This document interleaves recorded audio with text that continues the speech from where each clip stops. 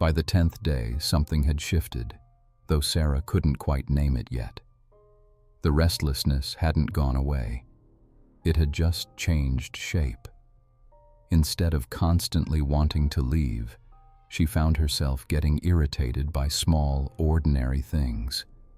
The way the floorboards creaked in the same spot every time she walked past the study. The way the light came through the kitchen window in the afternoon and made everything look softer than it had any right to. The way the house seemed to expect her to slow down when she had spent years training herself to keep moving. She started noticing how often her mind tried to escape. She would be washing a dish and suddenly remember an email she should have answered weeks ago. She would sit on the porch and catch herself planning what she would do the moment the 30 days were over, as if she needed to have an exit strategy ready. It was exhausting in a way she hadn't expected, not because the house demanded anything loud from her, but because it quietly refused to let her stay distracted. One afternoon, she found an old photo album in the bottom drawer of the living room cabinet. She almost closed it immediately, but something made her sit down on the floor and open it anyway. There were pictures of her grandmother as a young woman, standing in the same garden that was now overgrown behind the house. There were pictures of Sarah as a child, covered in dirt, holding up a tomato like it was something precious. And there were pictures she didn't remember seeing before. Ones of her grandmother sitting alone on the porch, looking out at nothing in particular. Sarah stared at one of them for a long time. Her grandmother looked tired in that photo. Not unhappy, just settled into something. Like she had made peace with whatever life had given her and decided to stay anyway. Sarah felt something uncomfortable move in her chest. She had always told herself that her grandmother stayed in this house because she had no other choice. Looking at that picture, she wasn't so sure anymore. That night, she couldn't sleep. She kept thinking about how easy it had been for her to leave things behind. Jobs, cities, people. She had always framed it as freedom. But lying in the dark in her grandmother's house, it started to feel more like avoidance. Like she had spent so long making sure nothing could hold her that she had forgotten how to let anything reach her. On the 12th day, she almost left. She had woken up feeling heavy and strange. The house felt too quiet and too full at the same time. She packed her bag without really thinking about it. She told herself she could come back in a few days if she needed to. She could finish the 30 days later. It didn't have to be all at once. As she carried the bag to the car, she kept repeating reasons in her head that sounded reasonable. She had things to take care of. She couldn't just disappear for a month. This was never supposed to be permanent anyway. She sat in the driver's seat with the keys in her hand for almost 20 minutes. The engine stayed off. Every time she reached for the ignition, something stopped her. Not guilt, not even a clear thought. Just a quiet, stubborn feeling that if she left now, she would be proving something she didn't want to prove. Eventually, she took the bag out of the car and carried it back inside. She didn't unpack it right away. She just left it by the door like a reminder that she could still go if she really wanted to. That evening, she sat on the porch longer than usual. She didn't try to read or distract herself. She just sat there and let herself feel how much she wanted to run and how much she was choosing not to. For the first time, she understood that her grandmother hadn't asked for 30 days because the house needed her.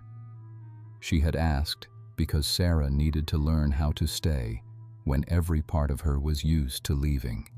And that realization didn't feel like relief.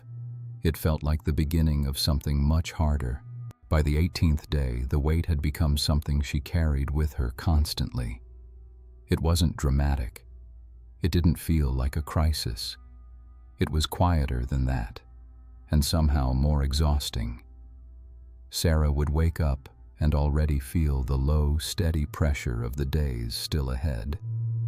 She stopped counting how many were left. Instead, she started noticing how often she negotiated with herself.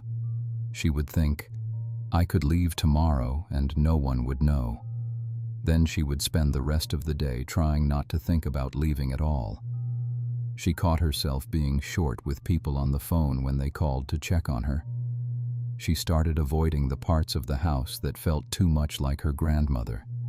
The chair by the window, the small table where she used to write letters. It was easier to stay in the rooms that didn't hold as much memory.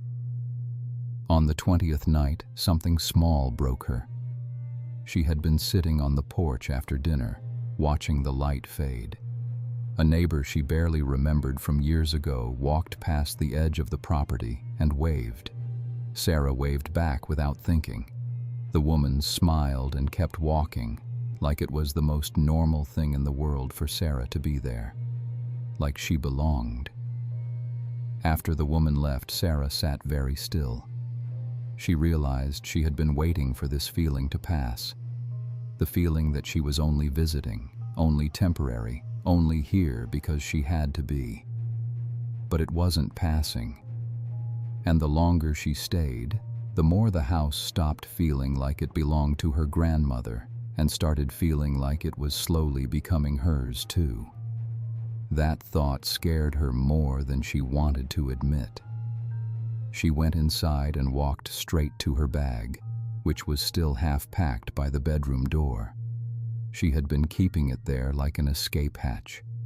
For a long moment she just stood over it, one hand on the strap.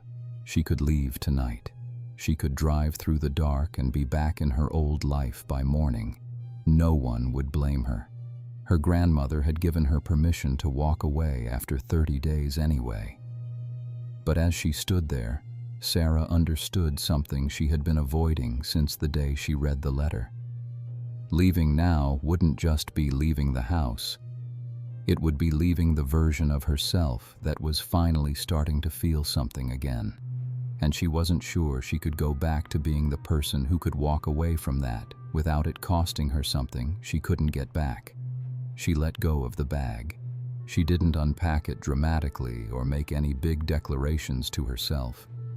She simply left it where it was and went to sit at the kitchen table. For the first time in weeks, she didn't reach for her phone or try to plan what came next. She just sat there in the quiet and let herself feel how much she wanted to stay and how much that wanting still frightened her.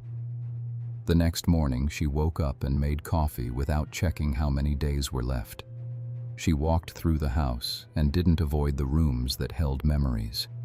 She stepped out onto the porch and looked at the garden like it was something she might actually take care of instead of something she would eventually hand over to someone else. She still didn't know what she would do when the 30 days were over. But for the first time, she stopped needing to know right away. And that small shift, that tiny, stubborn decision to stay without an exit plan ready, felt heavier and more honest than anything she had done in years. On the morning of the 30th day, Sarah woke up without checking the calendar. She made coffee, opened the back door, and stood on the porch in her grandmother's old sweater that she had found in the closet a week earlier. The garden still looked wild, but she had started clearing one small section near the fence. Not because she had a plan for it, just because it felt like something worth doing with her hands. She didn't feel transformed. There was no sudden clarity or dramatic sense of purpose. What she felt instead was quieter and harder to describe. The constant low-level urge to leave had faded into something else. Not quite peace. More like the absence of the old restlessness that used to sit just under her skin. For the first time in years, she wasn't already thinking about where she would go next. She spent most of the day moving slowly through the house. She didn't pack. She didn't make lists of what needed to be done before she could sell the place. She just existed in the rooms without trying to manage her feelings about them. In the afternoon, she sat at the kitchen table and wrote a short letter to her grandmother.